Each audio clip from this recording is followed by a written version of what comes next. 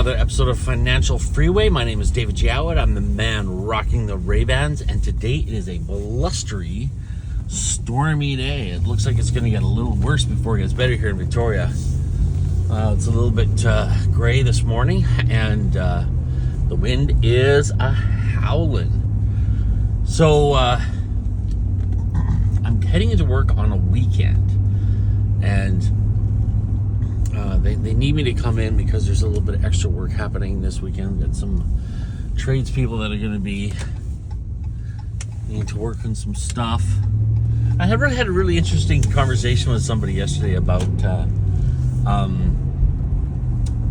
some of the equipment that I handle. And a couple of years ago, they had to upgrade my security clearance, which I thought was pretty, how to say, not exciting, not fun. Definitely a real aggravation from my part, because I had to, you got to be kidding, the two cars that are on the road right now. A lot of work went into getting that clearance, because it's like, okay, we need to know the 10 countries you were at last year, and we need to know everywhere you've traveled over the last 10 years. They went in very deep.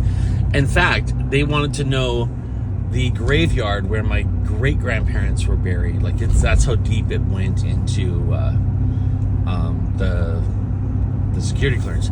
So it was kind of cool when I was thinking about it yesterday, now that I've gone through all that work. It was kind of sexy. I don't know. Kind of felt good that I was walking around with a little bit of a higher security clearance than a few other people. Like, yeah, there you go. Look at me. I don't know. Sometimes the job's kind of cool, and I felt it was kind of sexy. That's my thing. I don't know. Maybe it's not for everyone, but it's how I felt. But one thing that happened yesterday that was what I want to talk about today was I was on the treadmill, and and I was listening to an interview with these three people about how they got to their money. And I keep thinking to myself, I am not good enough for these because of these three people. I am not rich enough. I don't think big enough. I don't connect myself enough. I don't solve big enough problems. And I realized every single morning I get up, I have been listening to audiobooks or listening to interviews with successful captains of industry, masters of the universe that actually move and make things happen.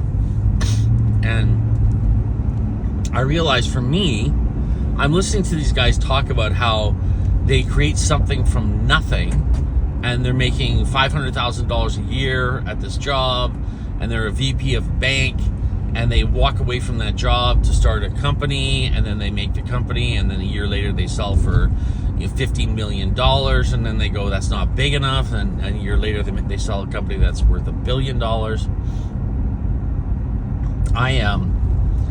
And I'm always kind of like, I'm down on myself because I'm just not doing enough, and I'm not working hard enough.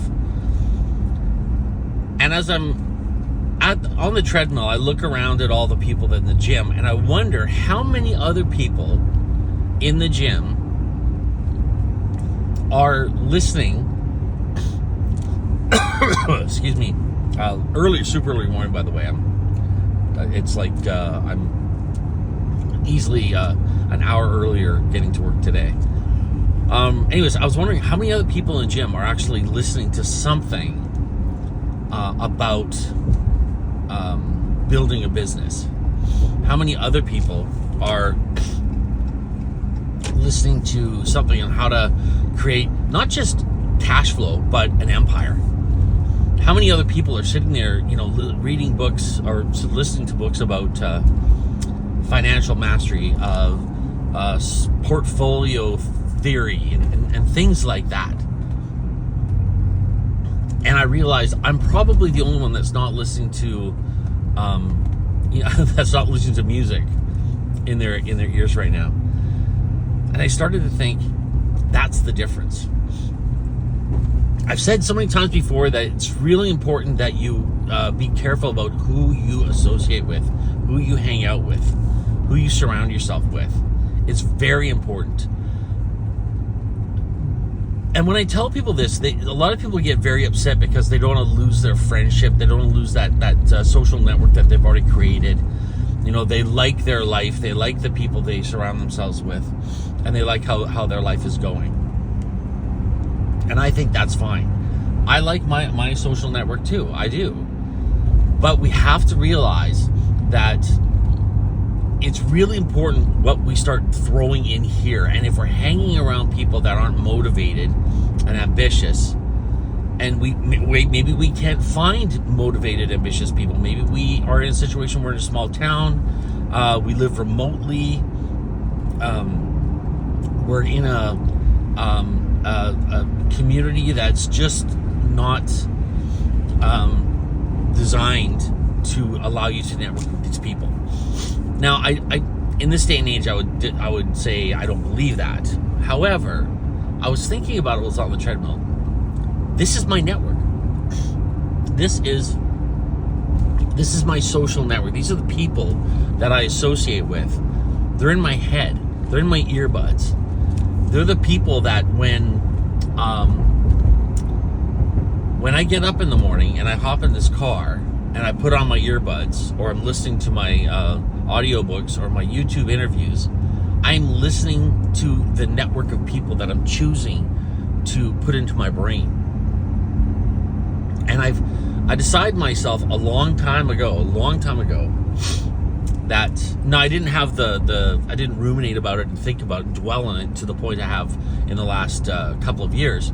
But decades ago, when I picked up Donald Trump's The Art of the Deal in, I believe it was 89, I read that book for the first time. My thought was, I want to learn what this person knows. I want to learn what's going on in this guy's head. I want to extract some of that information of this wealthy guy so I can become wealthy.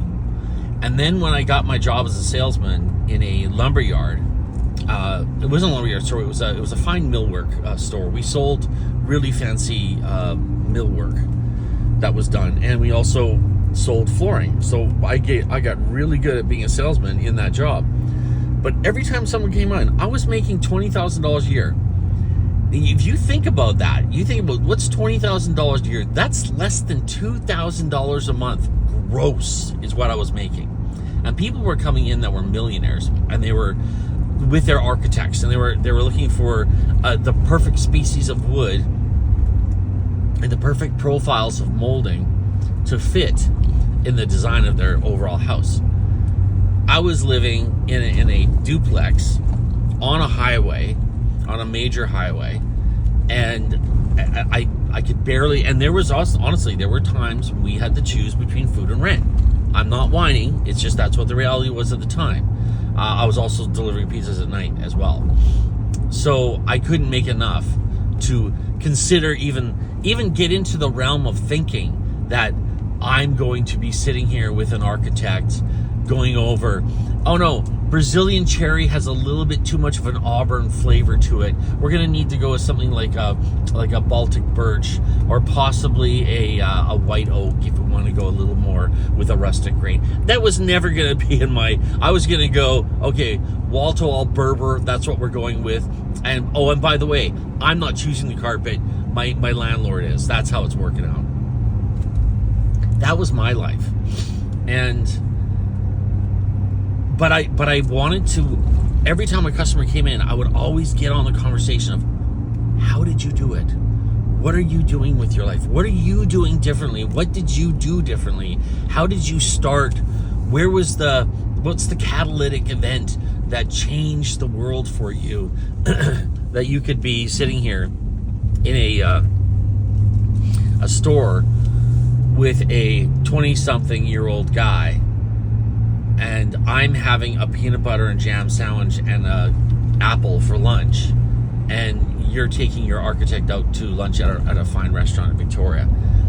What's the difference between us? Now, even then, at that age, I knew it wasn't time.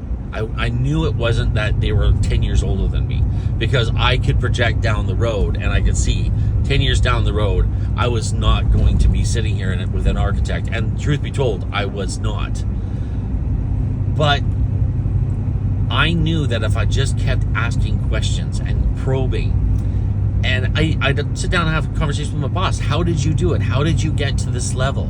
How is it that the haves are on the other side of the river of me, and I'm still stuck here with the have-nots, and I'm surrounded by people, and they're like, oh, be happy and be good. And it always bothered me that I know it's not hard work. I know it's not getting up and working harder. I know it's not saving money, because when you're not making enough money to pay rent and buy food at the same time, you can't save money. So what is the difference? And over again, it comes back exceedingly obvious. And especially the older I get and the more I actually contemplate about this. The difference is what you put in your brain. It's how you get up every morning, and what do you think about? What are you dwelling on? Where are you putting your focus? And if you are constantly putting your focus on what stock should I be investing in, I don't care who you are, eventually you are going to get to a point where you find the perfect stock to invest in. If you are thinking about it 24/7, you're going to start to understand things. You're going to understand investing, and you're going to understand diversification. And the more you start thinking about things, it will start to come to place. And it doesn't matter. As I was saying in yesterday's show about repetition and doing the same thing over and over again, how you just becomes muscle memory, and you start to let go of the energy that's being expended on things that don't matter. You start to learn what muscles not to use. This is the same thing with thinking about your finances, your growth, your whatever it might be. If you can't find the people to network with in your area, if you can't find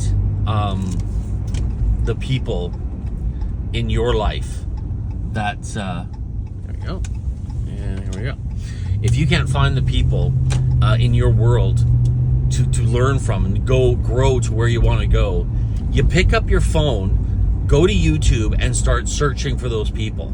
They have the message there. Start searching for success, financial abundance, happiness, mental health, wherever you need, feel like there's a lack in your life. Look on those websites, and you will find them. They are there. Make that your community. Make that your social network of friends. And I promise you, before long, you will be standing beside the giants of that industry, whatever it might be, learning directly from them. Folks, I gotta go. I gotta race into work because I'm a little bit late. I'm supposed to be there in about 7 minutes, which means I'm gonna be jogging for the kilometer to get to my desk. Thanks so much for watching. And like I said before, make sure you subscribe if you haven't subscribed already. Share the good word. Talk about what we're doing here.